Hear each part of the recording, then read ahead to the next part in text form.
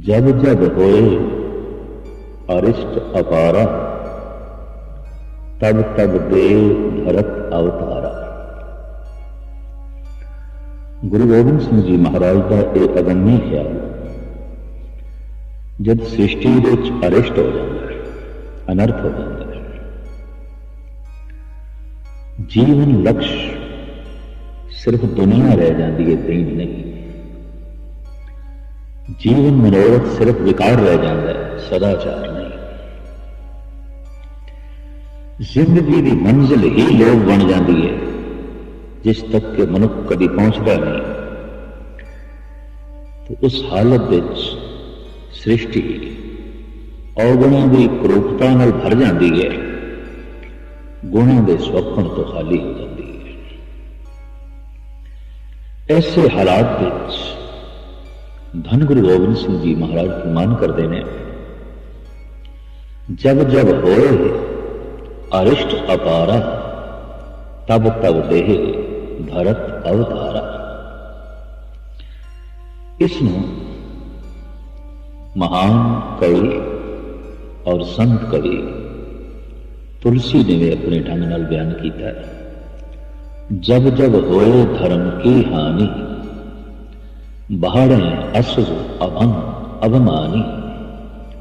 बाढ़े असुर अधम अभिमानी, तब तब विबद धर प्रभु शरीरा। हरे कृपा निध सज्जन पीरा।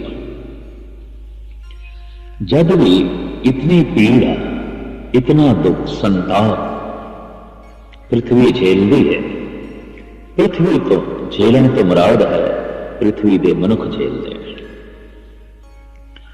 मनुख दा दुराचार, मनुख दा लोभ, मनुख दीयां वासनावां पशुओं को प्रभावित नहीं करदियां। मनुख अपने विचार तो मनुखा को प्रभावित करता है, और सारियां दे विचार विच दुराचार होए तो मनुखी दुनिया के सिवाय टकराव तो होर कुछ भी नहीं। पशु तो सुख विच जी रहे हैं, पशु विच लोभ नहीं है। पशु विच इंज कह लीए काम भी नहीं है। शरीर की अदक शक्ति काम बनती है सिर्फ उसकी लोभ, प्राकृतिक लोभ। पशु विच अहंकार भी नहीं है। अपनी मैं, अपने अहम को किसी थां पर भी प्रदर्शित नहीं करना चाहता। वो सुख विच है। मनुख सियाणा है, उन्होंने पता है कि मैं हाँ, और मनुख को यह भी पता है कि मेरा जन्म होया है, और मनुख को यह भी पता है कि मौत भी आवेगी। जब इन्हां सारियां गल्लां तो पशु वांझू है। उन्हें कोई पता नहीं कि मेरा जन्म होया है, उन्हें कोई पता नहीं कि मेरा मरण भी होगा। इसी जानकारी ने, इसी सियाणप ने, इसी बौद्धिक बल ने मनुख को दुराचारी बनाया, लोभी बनाया। दरअसल इस बौद्धिक बल के दीवे नाल इन्हें अपना हृदय का घर रोशन करना सी, और इसने इसे दीवे नाल अपना घर जलाया, खाक किया। जब कोई इस दीवे नाल अपने मकान में जलांदा और बहु गिणती विच मनुखता इसे ढंग नाल जीण लगता है, अपना ही घर साड़ना है, अपने घर को अग लानी है। तो ऐसे समय संसार जो शोलियां का रूप धारण कर लेंदा है, कोई अवतार होता है, कोई परमात्मा की शक्ति लेके, कोई परमात्मा की प्रेरणा लेके, कोई परमात्मा का संदेशा लेके। धन गुरु गोबिंद सिंह जी महाराज उन्हां अनंत अवतारी पुरुषों विचों अपना एक खास स्थान रखते हैं। गुरु नानक की 10वीं जोत हेमकुंड के तपीश्वर। खास खूबी यह है कि इस महापुरुष ने, जगत गुरु गोबिंद सिंह जी महाराज ने, अपनी कथा आप लिखी। ऐसा लग रहा है कि सतगुरु के मन में बार बार के ख्याल से किधरे कोई श्रद्धालु, किधरे कोई भगत, किधरे कोई मेरे नाल बहुता प्यार करने वाला कलम चुक के मेरी कथा लिखण लगे और लिखदियां मैनू किधरे परमात्मा कह बैठे, मैनू किधरे ईश्वर कह बैठे, तो इस सब मेरे कीते किताए ते पानी फेरना होगा। इसे ख्याल में मुख रख के जापदा है धन गुरु गोबिंद सिंह जी महाराज ने अपनी कथा आप लिखी है और अपने आउण का सिद्धांत दस दिता है, अपने आउण का कारण दस दिता है और अपने आउण तो पहले की जिहड़ी अवस्था है उसनूं भी बयान कर दिता है। धन गुरु गोबिंद सिंह जी महाराज ऐसी महान हस्ती ने, वो कलम के धनी ने और वो शस्त्रां के भी धनी ने, वो जबान के धनी ने, वो दिमाग के भी धनी ने, वो धर्म के महान ज्ञाता ने और वो राजनीति के महापंडित ने और महान समाज सुधारक। जिंदगी बहुपक्षी है गुरु गोबिंद सिंह जी महाराज की। शायद इसे वास्ते ही महान उर्दू के शायर अला यार खान ने कह दिता है, एक आंख से क्या बुलबुला कुल बहर को देखे, सागर को या मझधार को या लहर को देखे। इस निक्की जिहा अख नाल मैं सागर का तट वेखां, लहरां दे उछाल वेखां, गहराई नूं वेखां, अथाह है सागर। गुरु गोबिंद सिंह जी महाराज की जिंदगी च कुछ उछाल भी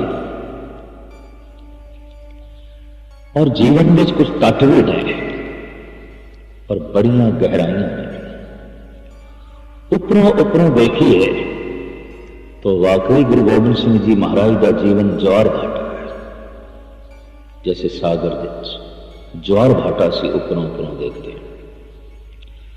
पर जैसे जैसे सागर दे गहरे तल में चले जाइए शांति है, ठहराव है। गुरु गोबिंद सिंह जी महाराज ने उपरों उपरों देखिए तो बड़ी बाजदौड़ है, बड़ा ज्वार है, लेकिन गहराई दिस जाइए एक समाधि लीन आत्मा है, अठे पैर प्रभु नाल जुड़ी हुई आत्मा है, परम आनंद माणदी हुई एक आत्मा है। पर बाहरों वेखिए तो ज्वार है, अंदरों वेखिए तो शांति है। बाहरों वेखिए क्या क्रांति है, गहरे जात मार के देखिए तो शांति है। जिन्हां जिन्हां ने सिर्फ गुरु गोबिंद सिंह जी महाराज नूं बाहरों वेखे, बाहर दी इस क्रिया नाल साडे देश के कुछ साधु संत सहमत ना हो सके। एक ऐसा संत तलवार चुक ले, एक ऐसा महर्षि तीर कमान चुक ले, एक ऐसा गुरु हाथ विच बंदूक है, एक ऐसा आत्मदर्शी हाथ ते बाज है और एक ऐसा त्यागी है कि सोने की कलगी मोतियां नाल जड़त सिर ते धारण कर रखी है, गले विच मोती ते हीरियां दी माला, जर्री दे कपड़े, बेशकीमती पैरां दा जोड़ा। इस सब कुछ देख के भरम विच पै जाना कुदरती गल है कि इस महापुरुष के गहराई विच कोई समाधि होवे, शांति होगी, साहित्य होगा, ज्ञान होगा, विज्ञान होगा या कला का भरपूर खजाना होगा। वाकई गुरु गोबिंद सिंह जी महाराज ऐसे महापुरुष ने बकौल भाई नंदलाल बाहरों वेखिए बादशाह ने, अंदरों वेखिए दरवेश ने। हक हक अंदेश गुरु गोबिंद सिंह बादशाह दरवेश गुरु गोबिंद सिंह। कलम रब्बी नगमे उगल दी है और तीर कमान बंदूक गरीब की रक्षा करती है। कलम तो वो जिथे अकाल उस्तत लिखते हैं और इस तो इलावा भगवती की वार लिखते हैं। जफरनामा जैसा एक महान बाकमाल साहिब की रचना करते हैं, उत्थे उसी महान अगम्य कलम नाल वो अपनी कथा भी लिखते हैं, अपना जीवन भी लिखते हैं। धन गुरु गोबिंद सिंह जी महाराज इस कथा को इस प्रकार आरंभ करते हैं। अब मैं अपनी कथा बखानो, तप साधित जह विध मोहे आनो। मैं जिस तरह हेमकुंड पर्वत ते तप कर रहा सी और तप करदियां किस तरह मैनू गुरु तेग बहादुर साहब जी महाराज के घर लिया गया, किस तरह मैं गुजरी की कुख तो प्रगट होया, इस सारी घटना इस सारे जीवन वृतांत को गुरु गोबिंद सिंह जी महाराज इन बयान करते हैं। हेमकुंड पर्वत है जहां, सपत सिंह सोबत है तहां। जिथे 7 वड्डियां वड्डियां चोटियां ने और इन्हां 7 चोटियां दे विचकार जिथे एक महान सरोवर है, हिम दा सरोवर, बर्फ दा सरोवर, हर वक्त ही ऊपर बर्फ बर्फ, थल्ले पानी ऊपर बर्फ। ऐसा जो सरोवर है हेमकुंड पर्वत है जहां, सपत सिंह शोभित है तहां। सपत सिंह तै नाम कहावा, पंड राज जह जोग कमावा। उस इलाके का नाम हेमकुंड सपत सिंह, 7 चोटियां वाला, जिस दे नेड़े बैठ के पांडवों ने योग साधना की थी, परमात्मा नाल जुड़न की कोशिश की, परमात्मा को प्राप्त करने की कोशिश की। सतगुर कहने ने उस दे निकट ते हम अधिक तपस्या साधी, महाकाल काल का आराधी। उत्थे ही बैठ के ऐसी घोर तपस्या की थी। और जो काल दावी काल है, महाकाल काल का, वो जो महाकाल है, काल दावी काल है, उस महाकाल की आराधना की थी, उस महाकाल का चिंतन किया। पर यह चिंतन इतनी गहराई नाल चलिया, विद करत तपस्या भयो, द्वैते एक रूप हो गया। ये तपस्या इतनी गहरी हुई, मैं मिट गया तू प्रकट हो गया। ये आराधना इतनी गहरी हुई, दुविधा मिट गई, एक बच गया, एक रूप हो गया सी। एको ब्रह्म द्वितीया नास्ति, जो स्वयं एक का रूप हो जाता है, उसनों फिर एक दिखाई देता है। वो बोल भी एक दे बोलता है, वो सुनता भी एक होता है, उसकी सोच भी एक होता है, उसके विचारों के प्रवाह भी एक होता है, उसकी कथनी एक, उसकी रहनी एक, उसकी करनी एक। इस तरह सतगुरु कहते हैं कि असी दो तो एक रूप हो गए, एक परमात्मा एक मैं। और मैं नहीं रहा, और परमात्मा। तात मात मुर अलख आराधा, बौद्ध जोग साधना साधा। मेरी माता ने, मेरे पिता ने घोर आराधना की थी। अंदाजन 26 साल धन गुरु तेग बहादुर साहब जी महाराज बाबे बकाले दे भोरे विच रहे, गौर साधना करते। साधना सफल होवे, मदद विच रहे जगत माता गुजरी जी आप जी की सुपत्नी। ये घोर साधना, ये तपस्या सिरे चढ़ी। तिन जो करी अलख की सेवा, वो जो न लखे जाने वाला परिपूर्ण परमात्मा है। गुरु तेग बहादुर साहब जी महाराज ने सिमरन द्वारा जब उसकी महान सेवा की थी, तिन जो करी अलख की सेवा, तांते भय प्रसन्न गुरुदेव। प्रसन्नता के पात्र बन गए।